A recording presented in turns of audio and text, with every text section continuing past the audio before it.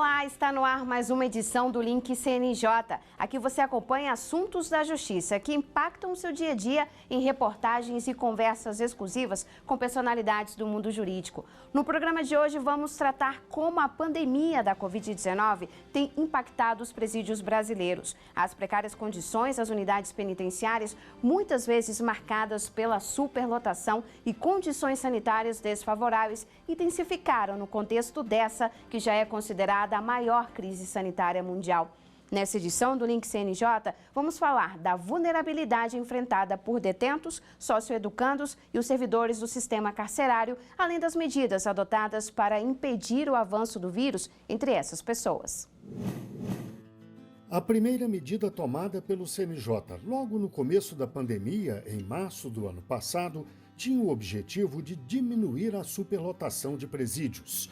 A Recomendação 62 incentivou juízes de todo o país a reverem prisões de pessoas de grupo de risco e, em final de pena, que não tivessem cometido crimes violentos como latrocínio, homicídio e estupro e que não pertencessem a organizações criminosas.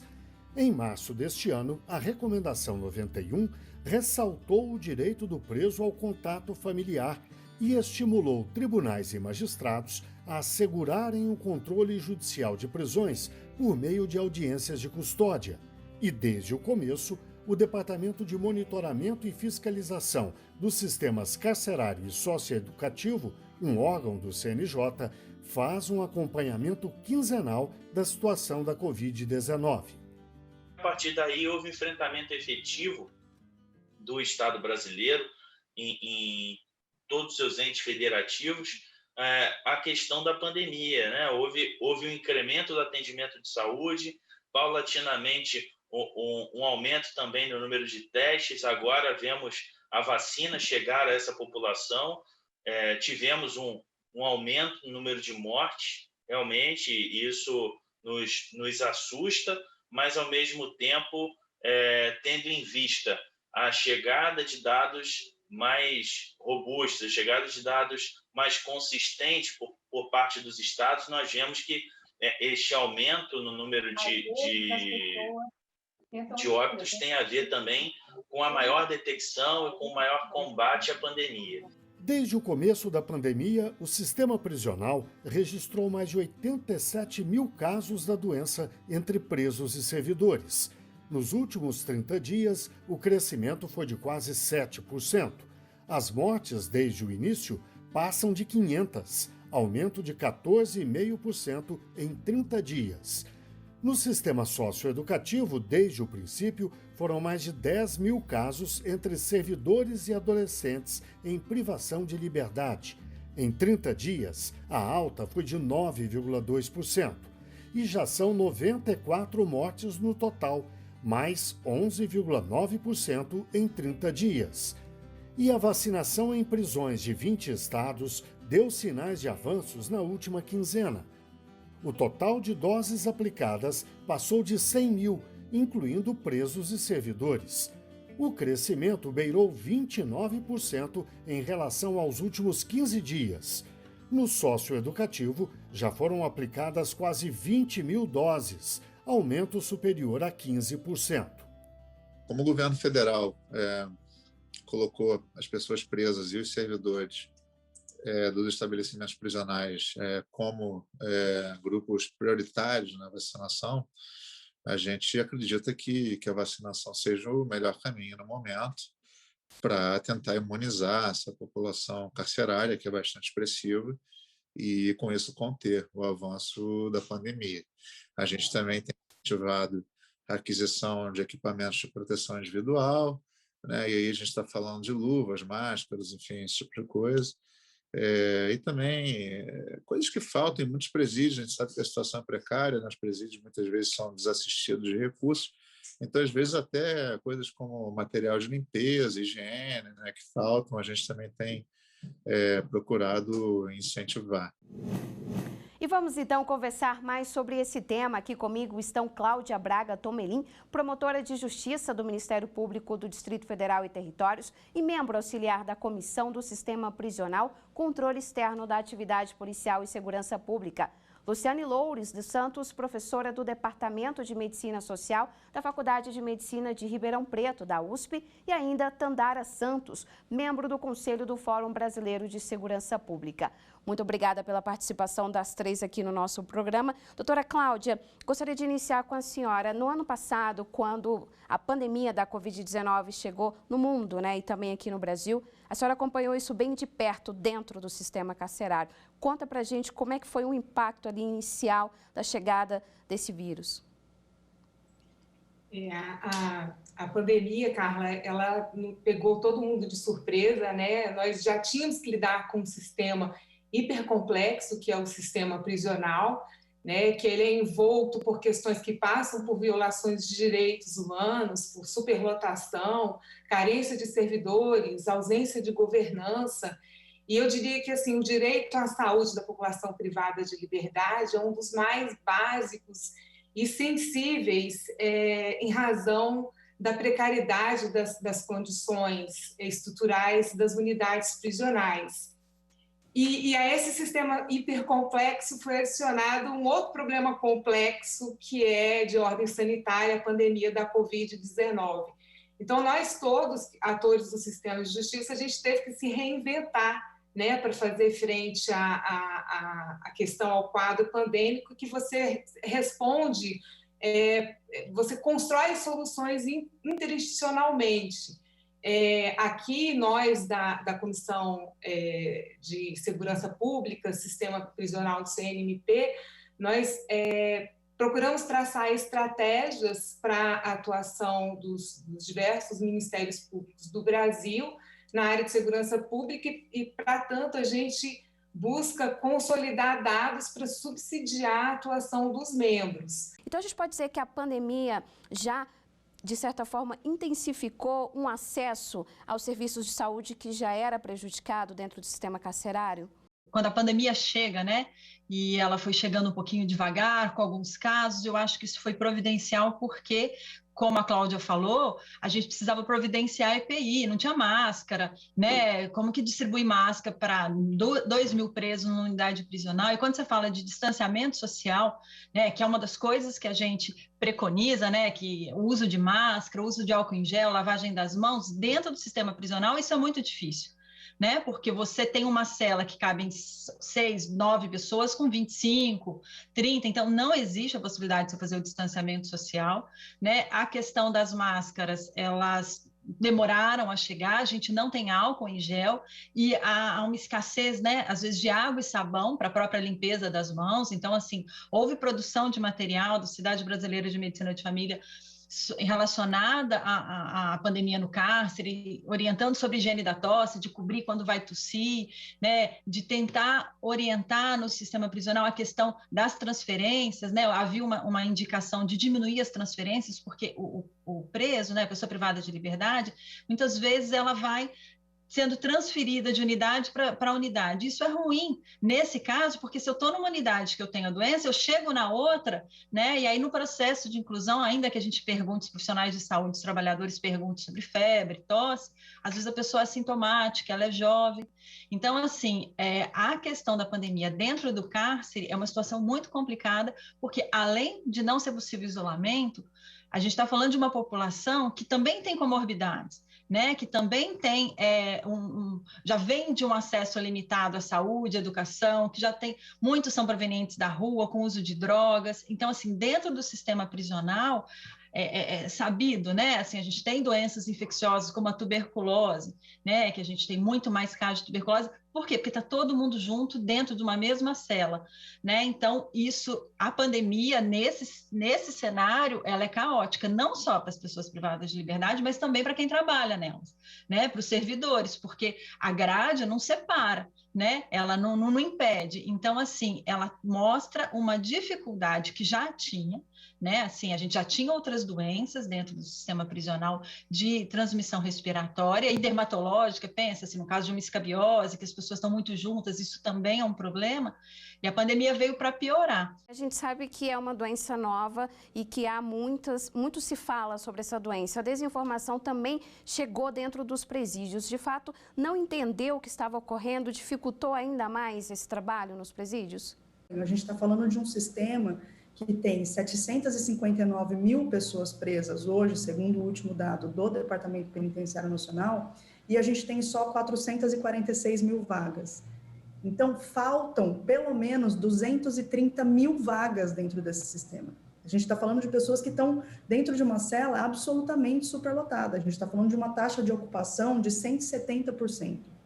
Então, como que você vai pensar no controle de uma doença que se dissemina especialmente pelo ar e que exige um distanciamento social entre as pessoas para que as pessoas não sejam vetores dessa doença? Como que você vai conseguir controlar uma doença desse tipo, com essas características, dentro de um sistema superlotado, em que as pessoas estão dentro de celas superlotadas? Então, acho que esse é o desafio que a pandemia trouxe, e ela tensiona uma questão de gestão prisional que já era anterior, mas ela leva isso ao limite, e esse limite causa a morte das pessoas presas. Então, aí a gente consegue olhar também para as respostas que foram dadas em termos de gestão prisional, que foram especialmente aquelas que a professora Luciane já citou, em relação à restrição de visitas.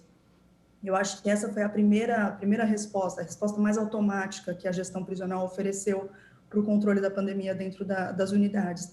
E essa é uma resposta ruim do ponto de vista da garantia de direitos das pessoas presas. Por quê? A gente está falando de restrição de visita, a gente não está falando só de restrição de contato com pessoas que estão fora do sistema. A gente está falando também de restrição de entrada nas unidades de insumos muito básicos que são ofertados por meio da visita.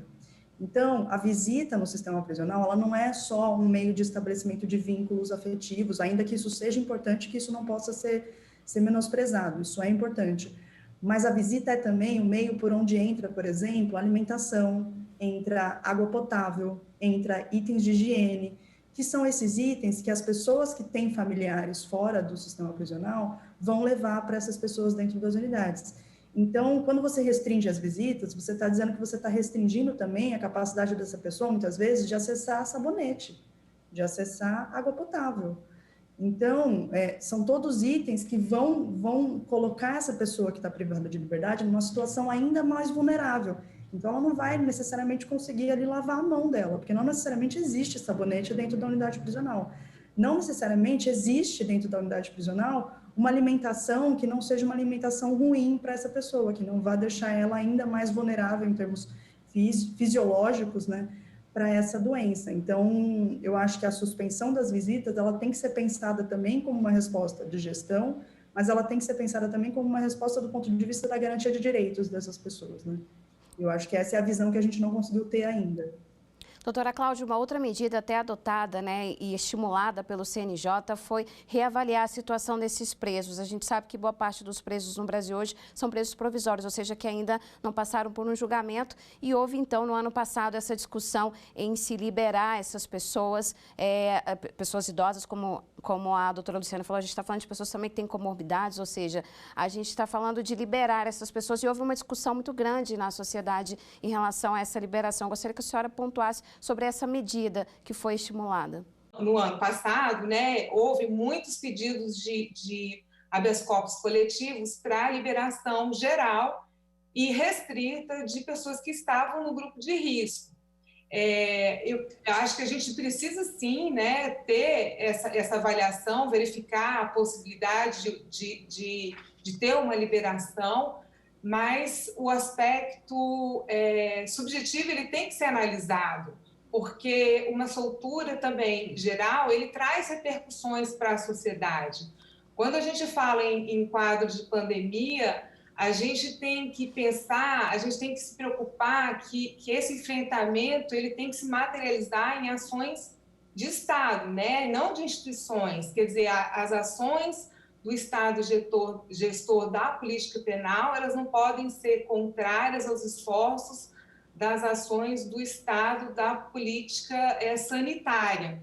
Aí, eu trazendo aqui a questão dos grupos vulneráveis. Veja bem, um levantamento aqui do Distrito Federal, que a gente teve com os idosos, que houve um pedido coletivo de liberação de todos os idosos. A gente fez um levantamento aqui no Distrito Federal, 65% dos presos idosos, eles cometeram crime contra a liberdade sexual e homicídios, ou seja, muitos deles praticaram crime em contexto intrafamiliar. Então, você soltar esses idosos, muitas vezes significava você mandar para casa um avô que estuprou a neta. Então, a gente precisa ter um olhar para isso. Doutora Luciene, agora a grande expectativa deste ano é avançar na vacinação da população carcerária também, que foi incluída, depois de muito debate, no grupo prioritário do Ministério da Saúde. Qual a importância de se vacinar essas pessoas? Se a gente parte do princípio, né, que a gente tem uma população que já tem comorbidades, né, e que a gente não tem acesso ao serviço de saúde, a vacinação, ela promove, né, assim, ela evita, né, assim, ela não evita que você pegue a doença, mas evita que você tenha casos graves, né, o que pode colapsar, né, o sistema de saúde, como a gente vê vários municípios vivenciando isso. Né? E lembrando que a população privada de liberdade, ela está dentro de uma unidade prisional, que está dentro de um município, que tem que trabalhar em rede, né? Então, assim, ela vai ser internada, ela vai ser atendida nas mesmas unidades que a população, porque ela está inserida naquele ponto, né? A Política Nacional de Atenção Integral à Saúde Privada de Liberdade, a PNASP, traz isso para a gente, né, como um ponto da rede. Então, assim, é direito da população privada de liberdade ser atendida. Isso está na Constituição, isso está na Lei de Execução Penal desde 1984. Então, é direito da população receber. Aí a gente vê que a gente tem um acesso que é mais dificultado, né? Assim, a gente, além de não ter o profissional de saúde dentro da unidade prisional para atender, né, aqueles pacientes que estão sintomáticos respiratórios, além de tudo que a gente já falou, né, que não consegue fazer o distanciamento, às vezes a gente consegue colocar o idoso separado, ou aqueles que têm tuberculose, né, a gente faz a quarentena de quem está sendo transferido. Mas aí aquela pessoa que precisa de atendimento, muitas vezes ele não vai conseguir o atendimento dos casos leves na unidade, tudo bem, mas os casos graves ele vai para outro serviço. E dentro de um serviço que a gente já está vendo os municípios, né, com dificuldade de vagas de UTI, de enfermaria, a população privada de liberdade sem ter distanciamento, com essa nova variante, isso agrava muito a situação. Então, assim, é uma prioridade e a gente percebe que alguns municípios, alguns estados ainda não iniciaram a vacinação. Isso começou a partir no início, né? A população privada de liberdade como sendo vacinada, né, prioritariamente, depois isso volta como um grupo, né, que merece ser vacinado, mas isso ainda não acontece até hoje em todos os estados. Eu acho que não tem como a gente falar sobre qualquer problema dentro do sistema prisional e não falar sobre superlotação, não falar sobre encarceramento em massa. Então, enquanto a gente realmente não conseguir racionalizar esse é um sistema que não funciona de forma racional. Se a gente não consegue racionalizar esse sistema, não tem como a gente, daqui 10 anos, se existir uma nova pandemia e o sistema continuar na mesma toada que ele segue hoje, a gente vai ter novamente um grande desafio. Então, se nada mudar, os desafios vão só aumentando ao longo dos anos, né? A gente realmente precisa pensar na racionalização dessa porta de entrada. Hoje, a gente tem mais de 70% das pessoas que estão presas dentro do sistema são pessoas que cometeram ou crimes contra o patrimônio ou crimes relacionados à lei de drogas. Então, a gente está falando de pessoas que cometeram crimes sem violência, na maior parte dos casos. E essas pessoas estão dentro desse sistema que está superlotado, que tem grande parte das pessoas que ainda sequer foram julgadas, e essas pessoas estão ali contribuindo para todo esse cenário que a gente vê hoje, que é um cenário de completa incapacidade de gestão desse sistema. A gente tem só menos de 15% das pessoas que estão presas hoje cometeram crimes contra a vida, crimes contra a pessoa, né? Então, se a gente pensa em racionalizar essa porta de entrada, a gente tem que pensar em como garantir que a pena de prisão, estar dentro de um sistema prisional, cumprindo uma pena restritiva de liberdade, que isso seja direcionado só àquelas pessoas que realmente cometeram crimes com violência. Que isso seja priorizado para aquelas pessoas que cometeram crime com violência. Porque aí sim a gente conseguiria ter um sistema que conseguiria minimamente ofertar uma capacidade de gestão, uma capacidade de manutenção dessa população ali dentro, que fosse também voltada para a garantia de direitos dessas pessoas. Bom, os desafios estão aí postos. Eu gostaria muito de agradecer a participação de vocês aqui no nosso programa e agradeço, então, mais uma vez a participação de Cláudia Braga Tomelin, promotora de Justiça do Ministério Público do Distrito Federal e Territórios e membro auxiliar da Comissão do Sistema Prisional, Controle Externo da Atividade Policial e Segurança Pública. Luciane Louros dos Santos, professora do Departamento de Medicina Social da Faculdade de Medicina de Ribeirão Preto, da USP. E ainda Tandara Santos, membro do Conselho do Fórum Brasileiro de Segurança Pública. Agora você fica com as notícias da Justiça no nosso giro pelos estados e tribunais do país. O CNJ regulamentou a movimentação de pessoas presas entre unidades prisionais interestaduais e na mesma unidade da federação. As regras se aplicam tanto a pessoas condenadas quanto a presos provisórios, em casos que incluem risco à vida ou à integridade da pessoa presa, necessidade de tratamento médico e necessidade de instrução de processo criminal. O magistrado ou magistrada responsável ouvirá ao Ministério Público, Defesa, a pessoa presa e a administração penitenciária antes de decidir. A Bahia e a Paraíba já executam programas permanentes de emissão de documentos para pessoas egressas do sistema prisional. As iniciativas usam o Sistema Eletrônico de Execução Unificado, conhecido como CEU, e são incentivadas pelo Conselho Nacional de Justiça. A ação integra o programa Fazendo Justiça, parceria entre o CNJ e o Programa das Nações Unidas para o Desenvolvimento, com o apoio do Departamento Penitenciário Nacional. Atualmente, 13 já iniciaram o fluxo de emissão de documentos na porta de saída do sistema prisional via CEU. O projeto de lei que vai reforçar a central de vagas no sistema socioeducativo do Paraná está em análise pela Procuradoria-Geral do Estado. O texto é resultado da cooperação entre o Tribunal de Justiça do Paraná, o Ministério Público, a Defensoria Pública, a OAB e órgãos do governo estadual. A iniciativa ajuda a consolidar a política nacional instituída pelo CNJ para garantir direitos aos adolescentes que cumprem medidas socioeducativas. É hora do CNJ nas redes. Vamos ver algumas postagens nas redes sociais do CNJ que marcaram a semana. Olá, pessoal! A nova edição da Revista Eletrônica do Conselho Nacional de Justiça já está no ar. O número 1 do volume 5 traz ao debate público 16 artigos que destacam 5 eixos de gestão do CNJ, que são direitos humanos e meio ambiente, garantia da segurança jurídica, combate à corrupção e ao crime organizado, incentivo ao acesso à justiça digital e o fortalecimento da vocação constitucional do STF. A edição também traz uma seleção de decisões relevantes do plenário do CNJ. É um material muito rico. Acesse as redes do Conselho para conferir. Na última semana, o CNJ divulgou o 5º Balanço Socioambiental do Poder Judiciário e os números mostram os reflexos da pandemia de Covid-19 na redução de gastos. Durante 2020, os órgãos do Judiciário reduziram as despesas monitoradas no Plano de Logística Sustentável em mais de 15% em relação ao ano anterior. Os dados incluem despesas dos tribunais e conselhos com vigilância, limpeza, água e esgoto, energia elétrica, impressões, compras de papéis e descartáveis, entre outros. O balanço completo está disponível nas redes do CNJ. E para finalizar, você que acompanha o trabalho do Conselho Nacional de Justiça sabe que tipo de penalidades ele pode aplicar nos processos disciplinares que envolvem magistrados? Muita gente confunde as reais atribuições do CNJ. Por isso, as redes do Conselho, você encontra uma publicação que explica que as penas aplicáveis são reguladas pelo Regimento Interno e pela Lei Orgânica da Magistratura Nacional. E as penas são advertência, censura, remoção compulsória, disponibilidade, aposentadoria e a mais grave, que é a demissão.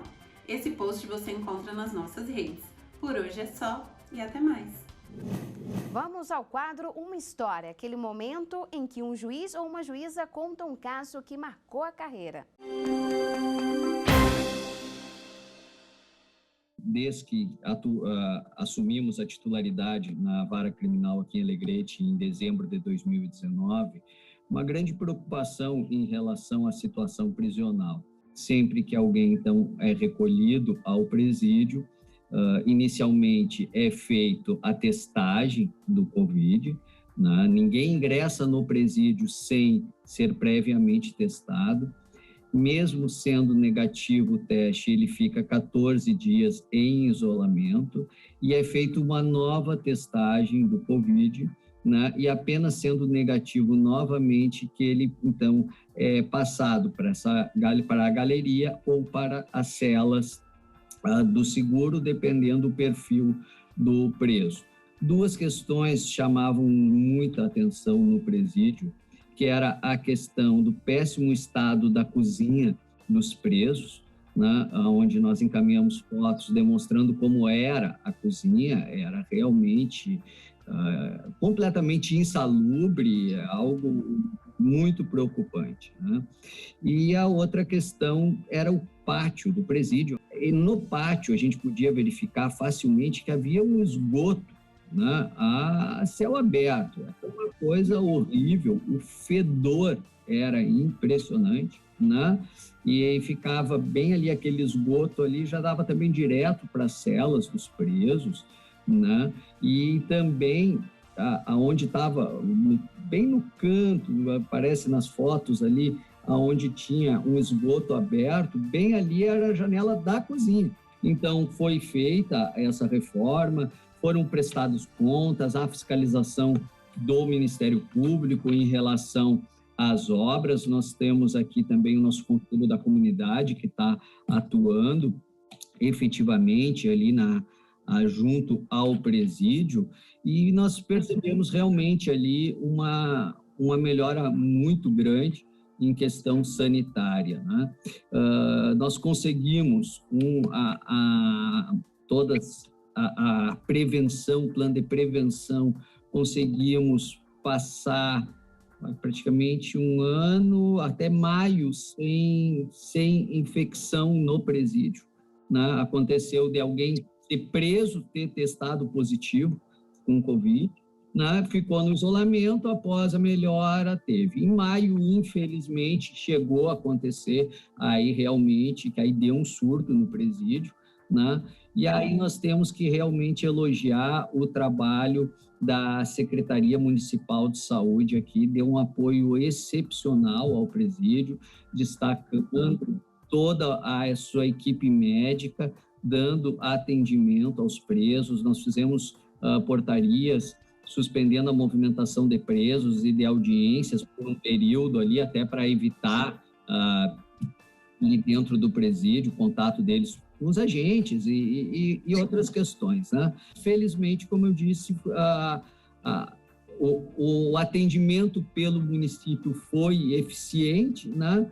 E não tivemos nenhum óbito de Covid, felizmente, no presídio estadual de Alegrete. A maior mensagem que a gente tem que deixar é parabenizar a linha de frente. Os nossos policiais penais, que uma estrutura precária, e não é a realidade só de Alegrete, a gente sabe a realidade do Brasil inteiro, né? Que estão ali enfrentando toda a precariedade dos nossos presídios e ainda uma pandemia, né? E também, com certeza, o pessoal da saúde que não se omite, que vai no presídio, que deu toda a assistência. Então, assim, eu acho que eles merecem todo o reconhecimento da sociedade, tanto os policiais penais como o pessoal da saúde, que são a linha de frente para enfrentar essa pandemia nos presídios. Chegamos ao fim de mais um Link CNJ. Muito obrigada a você que esteve com a gente até agora. Eu fico por aqui. Até mais.